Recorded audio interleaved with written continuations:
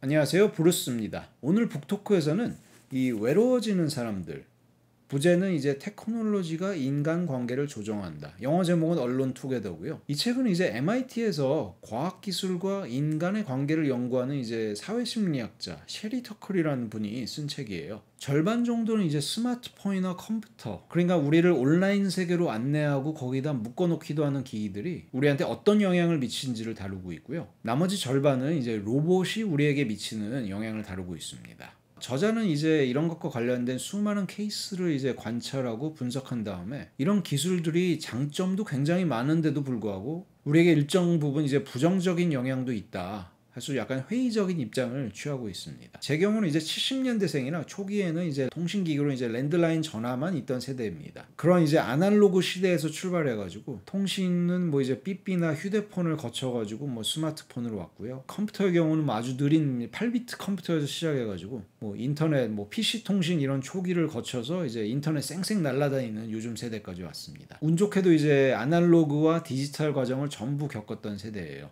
저자는 이제 저 같은 이런 중장년층보다는 어린이나 청소년 위주로 관찰을 했어요.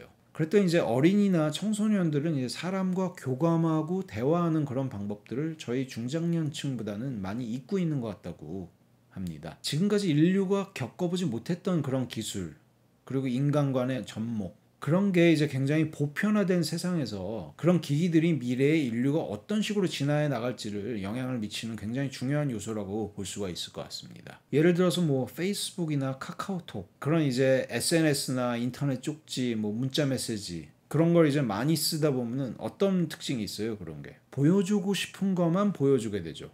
그러다 보니까 어떤 통제된 대화를 가져가는 경향이 생깁니다. 전화하는 것도 꺼리고 두려워하게 되죠.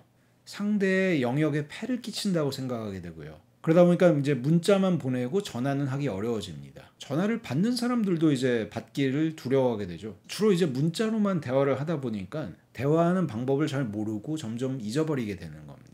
어떻게 보면 좀 이제 극단적으로 들릴 수도 있는데요. 제 세대가 이해를 못해서 그러는 것 같기도 하고요. 만일 저보다 더 어린 세대라면 충분히 그럴 수 있는 가능성도 있을 것 같았습니다. 문자를 이제 보내고 나서 답을 기다려요. 또 이제 SNS에 글을 올리고 나서 반응을 기다려요. 뭐 흔한 예로 온라인상에서 친구랑 좀 다툼이 있었다고 생각을 해봅시다. 만약에 사과를 온라인으로만 하게 되면 그게 정말로 사과를 한 것인가? 저희가 이제 직접 대면해서 두 눈을 보면서 뭐 악수도 해가면서 이렇게 사과하는 거랑 이게 같은 건가 도대체? 만일 다르다면 도대체 어떤 점들이 다른 건가? 그리고 우리한테 어떤 영향을 미칠 것인가? 한번 생각해 볼 만한 얘기인 것 같아요. 저자는 그런 화두를 저희한테 많이 던져서 생각할 기회를 줍니다. 그러면서 이런 말도 해요. 우리가 아까 그런 기계를 통한 대화를 한다는 거는 어찌 보면 그 상대방과 대화를 하는 게 아니라 기계랑 대화를 하고 있는 건 아닌가? 한번 생각을 해보세요. 우리가 그 컴퓨터 화면 앞에 앉아가지고 컴퓨터한테 이제 막 타자를 치고 있어요. 누군가 그 건너편에 다른 사람한테 얘기하기 위해서. 그게 물론 메시지야 전달이 되겠지만 물리적으로 우리 앞에 있는 거는 이 기기입니다. 대화를 하고 있는 게 어쩌면 기기라고 생각할 수 있을 것 같아요. 뭐 디지털 기기가 요즘처럼 많지 않던 시대에 어떤 사람이 뭐 타임머신을 타고 와서 요즘 세상을 봤다고 생각을 해보세요. 우리 다 기계 스마트폰 보고 뭐 이제 문자를 보내고 있는데 그 사람이 보면 이 기기랑 대화하는 거라고 느껴지지 않겠어요? 실제로 우리랑 접촉하고 있는 이 손가락이 접촉하고 있는 것도 이 기계입니다. 악수를 하고 있는 게 상대방의 손이 아니라 저희가 타자를 치고 있는 이 기계예요. 저도 이제 스스로 페이스북이나 뭐 SNS도 많이 하고 카카오톡도 굉장히 많이 사용을 하고 있는데 그러다 이걸 그런 얘기를 읽다 보니까 좀 오싹해졌습니다. 저도 뭔가 내가 이제 허공을 향해서 얘기하고 있는 건 아닌가 생각도 들고요. 지금 제가 이렇게 얘기하는 것도 카메라랑 얘기하고 있는 것 같아요. 어떻게 보면 카메라가 사람 같습니다. 그리고 만일 내가 뭐 친구랑 밥을 먹고 있는데 뭐 스마트폰으로 페이스북을 보고 있으면 그게 어떻게 보면 제가 물리적인 함께 이 상황을 이제 뿌리치고 제가 어떤 다른 공간에 가 있는 것은 아닌가. 혹시 어쩌면 나 스스로를 내가 외롭게 만들고 있는 것은 아닌가. 뭐 이런 생각이 들었습니다. 저자가 짚어주는 이런 부분들이 굉장히 저는 흥미롭고 인상적이었어요. 그리고 정말로 감정이 살아있지 않은 어떤 기계, 아니면 뭐 어떤 웹사이트 상의 글, 그런 걸 가지고 인간의 교감을 과연 정말로 배울 수가 있을까? 그리고 이런 상황이라면 우리가 어떤 식으로 진화를 해 나가겠는가? 우리 세대야 이제 오프라인이나 온라인을 골고루 잘 겪었기 때문에 뭐 그렇지는 않겠지만 어려서부터 어떤 문자나 어떤 디지털 기기에 익숙한 세대는 과연 어떨 건지 결국 스스로가 스스로를 우리에 가두고 있는 건 아닌 건지. 여기서 또 이제 로봇 이야기로 넘어갑니다. 로봇 부분도 굉장히 흥미로웠어요. 요즘 뭐 AI도 많이 나오고 뭐 이제 개발도 많이 하고 있는 것 같은데요. 결국 이런 것들이 로봇에 적용은 되겠죠. 그렇다 하더라도 로봇은 이제 기본적으로 뭐 지능, 뭐 감정, 뭐 아무것도 없습니다.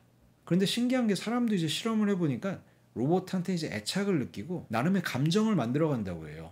이거는 뭐 이제 우리 어릴 때도 인형한테 뭐 감정이입을 하는 애들도 많이 봐왔기 때문에 뭐 특별히 이해하기 어려운 것 같지는 않아요. 그리고 또 로봇은 어떤 특징이 있을까요? 로봇은 사람과는 달리 이제 속을 썩이지 않죠. 그래가지고 자기 할 일만 맡아서 잘 합니다. 그래서 어떤 용도에서는 사람보다 나을 수가 있어요. 그런데 뭐 베이비시터라든가 아니면 뭐 노인 봉양용 그런 로봇들, 그런 것들은 이제 사람과의 교감이 굉장히 중요한 용도 중에 하나잖아요. 그런 용도로 쓰일 때는 과연 어떨 것인가? 또 뭐 그 와중에 발생하는 어떤 윤리적인 측면의 생각들은 또 어떨까요? 예를 들어서 자식이 로봇에게 부모를 맡겼어요. 근데 부모님이 행복해해요. 그거 가지고. 그럼 그거는 정말로 맞는 건가 틀린 건가? 뭐 그런 건 의견이 분분하겠죠.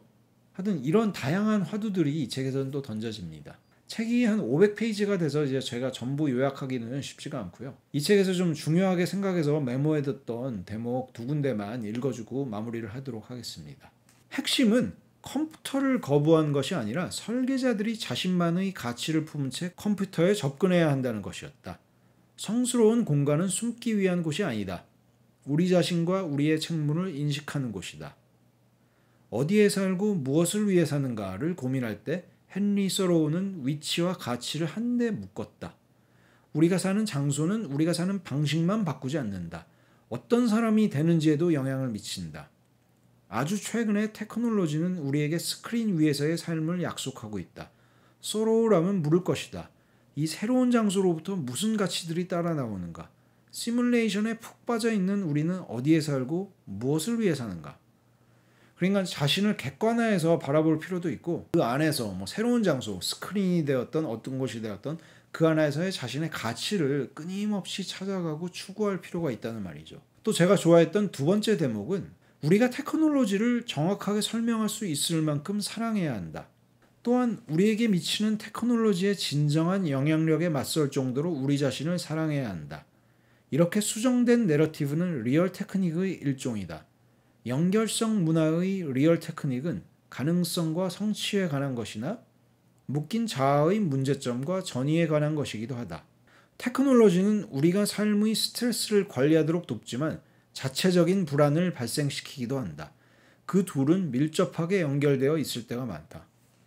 그러니까 무슨 일이 있더라도 자기 자신, 자신의 자아를 잃어서는 안 된다는 말이죠. 이 책은 이제 가벼운 에세이 형식으로 여러 가지 자기가 관찰하고 실험한 것들, 그런 예를 들어가면서 편안하게 설명을 해준 책이었습니다. 그래서 굉장히 읽기 편했었고요. 단지 이제 좀 비슷한 얘기가 좀 반복되는 경향이 있어서 중간에 좀 지루한 면은 있었습니다. 그래도 이제 기술이 우리에게 어떤 영향을 미칠 건지, 우리 심리에 어떤 영향을 미치는지 등 이런 것들을 굉장히 정리를 잘해가지고 꼭 한번 읽어볼 만한 책인 것 같습니다. 그리고 혹시 이제 아이를 키우시는 분이라면 디지털 세대의 아이들의 심리를 좀 이해하는데 조금이라도 도움이 될 수 있는 책인 것 같아서 추천을 드리고 싶습니다. 오늘 북토크는 이 정도로 마무리를 하고요. 저는 다음번에 또 찾아뵙도록 하겠습니다.